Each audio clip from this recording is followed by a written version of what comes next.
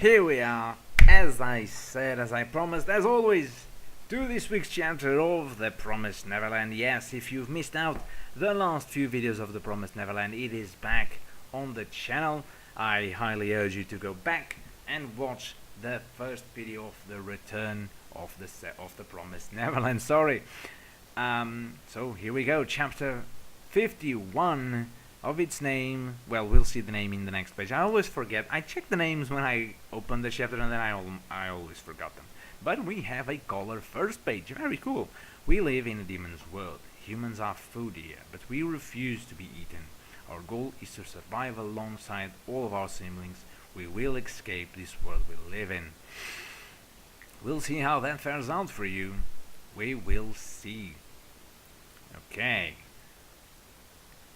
Celebrate the Promised Neverland's first year anniversary already? Damn! The Promised Neverland is 1 year old already? I gotta say, of all the mangas I follow right now, and possibly of all the ones I have followed all my life, how short she is.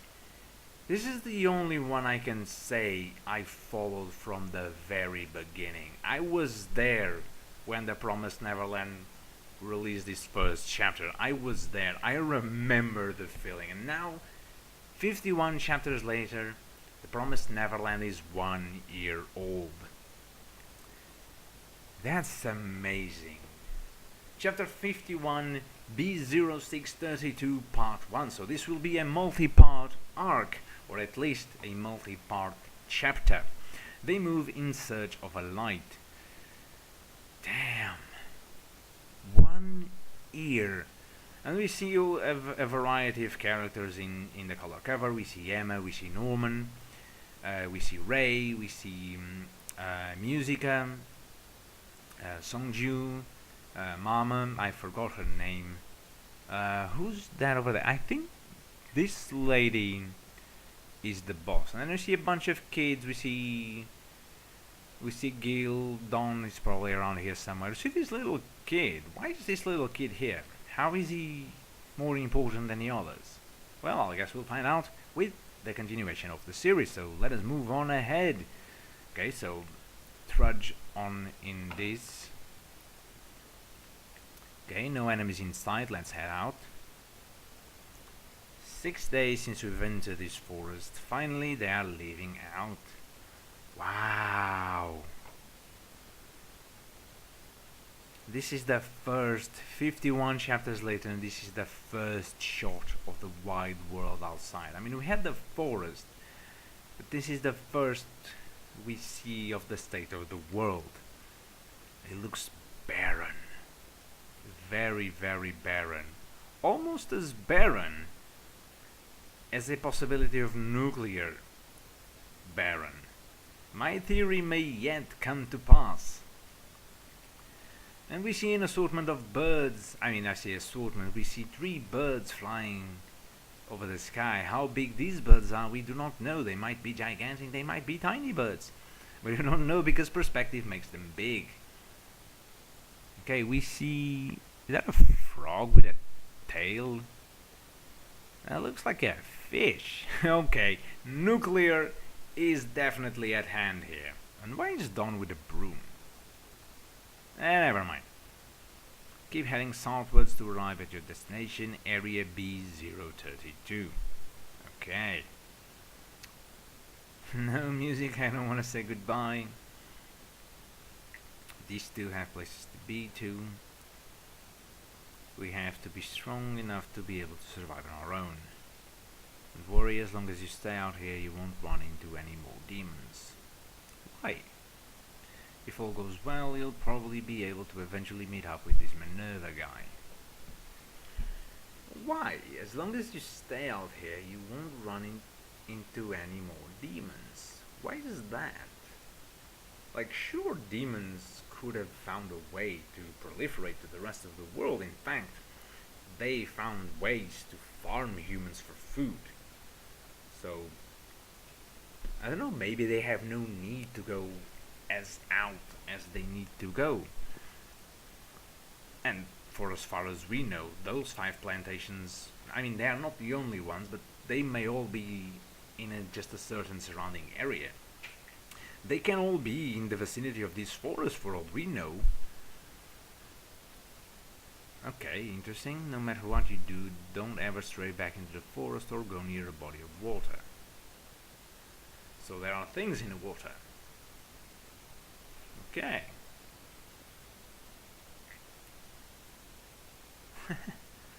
Stay safe. Thank you, Sung-Joo. Stay well, please, all of you. Okay.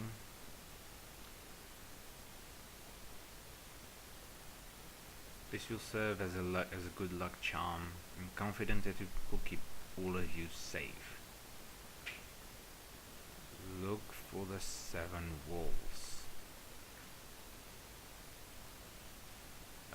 Okay, the 7 walls. So 7 walls. So it can't be a plantation, because the plantations had more than 7 walls. In fact, if we count the center, which is the Demon Central, we had 5 plantations around the Demon Central. So that would make a pentagram, so that would make 5 walls. A septagram? Maybe. Or 7 walls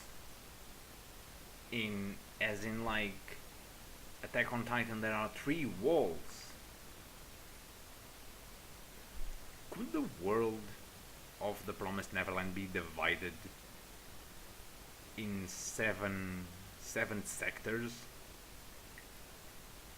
And like the demons are in the outermost sector of the world, and in the center it's the last remnants of humans, and separating them are the other 5 sectors. So we have the outermost, which is the demon sector, which is the first wall, let's call it that, and then the last wall, the 7th wall, or maybe the other way around, the first wall is the human wall. I guess it would depend on a matter of perspective.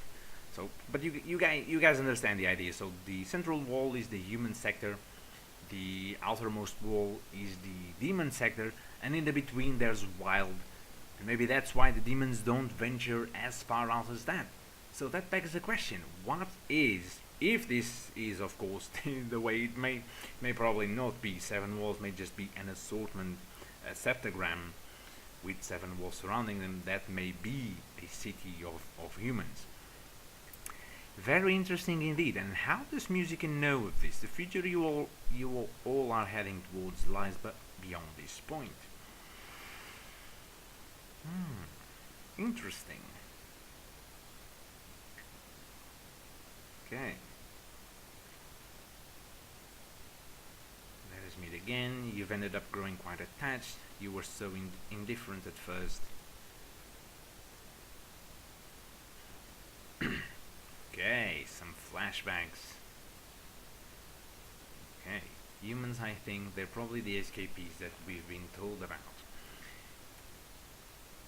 If we capture them and return them to the farm, we'd have an easy life for at least the next 6 months. I'm going to save them. I won't let the farm have them back. You want to speak, Sung-Joo? You definitely didn't help those kids out of pure curiosity. What's your true motive? Tell me honestly. That promise, can't be broken by any other than humans. Don't you hate it, that stupid promise? It's screwed with relations, race, and society itself. But those kids might be the one to destroy it. Then there... Wait, what? Then there may be a day when we can hunt humans once more. The hell? Okay. Sung-Joo Sung-Joo, so you do want to eat humans. You just don't understand because you've never had a reason to eat them, Musica. Okay. According to our fate, if we hunt beings that are purely created by God himself, we won't be going against his will. If they're wild and all natural, I'd definitely eat them. What if they can't destroy the Promissed though? We don't even know if they'll make it to the other side. Those kids say that they would add more people to their team. Even if they can't make it out of this world, as long as they multiply outside the farm, the new generations and beyond are all considered natural. Oh. And if they keep multiplying, we'll eventually be able to start hunting them again. Okay, so I get it. Because they grew up in a farm, he considers them unnatural products, manufactured in fact.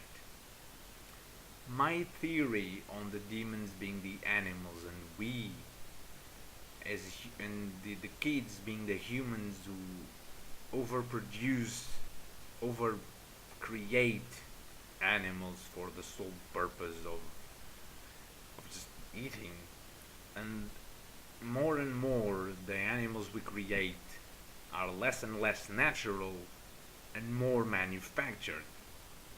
So he's refusing to eat the humans from the farms because he thinks them unnatural. So as further and further the multiplying chain goes, the more natural the humans will be again.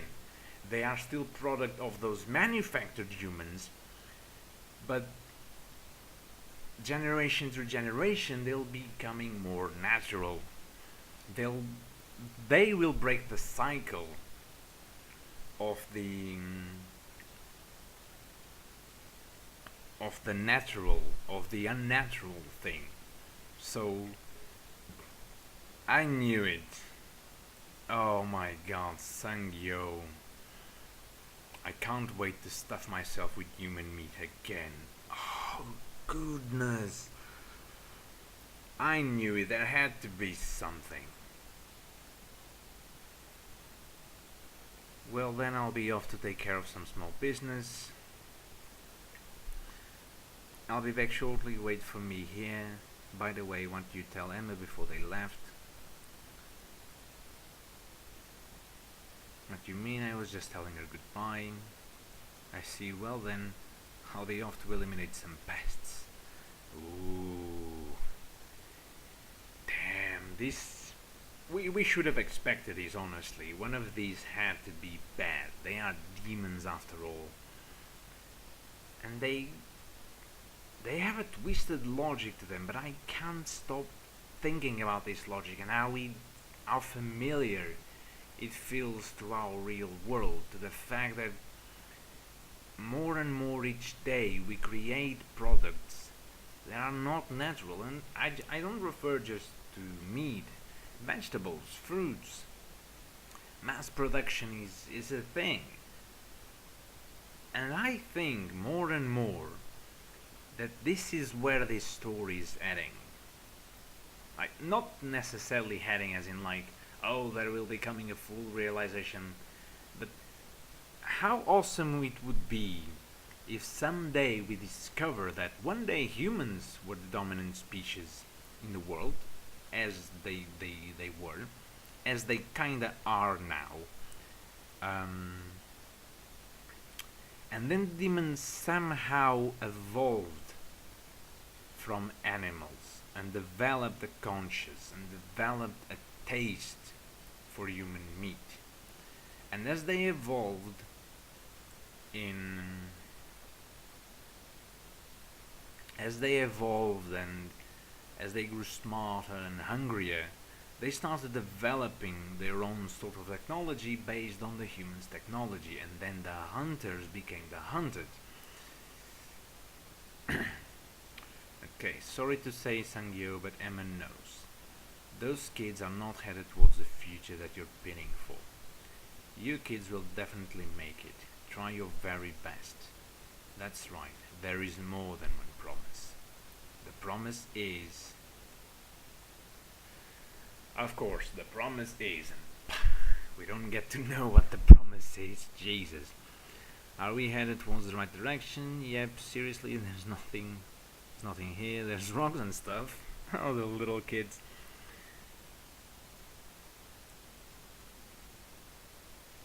We are going to meet Mr. Minerva. We'll ask him how to travel to and from the two worlds. We'll definitely survive. We're going to save Phil and the others. We'll do our best too. Norman, Coney. We have to work hard for them too. How much longer are we there yet? Emma, where are you? Let me check. We are here. We're in area B0632. Nice. Seriously, so now what? There's seriously nothing here. They've reached their goal only to be met with an emptiness of despair. Damn it, I knew it. When I started reading this a year ago, I knew this story was going to get good. Like from the very first chapter, I never doubted this. And it shows. Each chapter more it shows.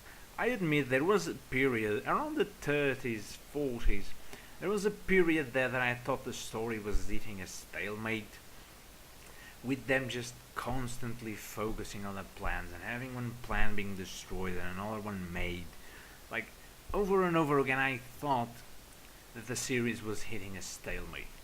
But from the point that they escaped onwards, when they met Sung-Joo and Musica, and how they trained under them, and now how we discovered Sung-Joo's true intentions, like, this is getting very, very interesting. Like, Sung-Joo and Musica, they have more to them than meets the eye. We know that now.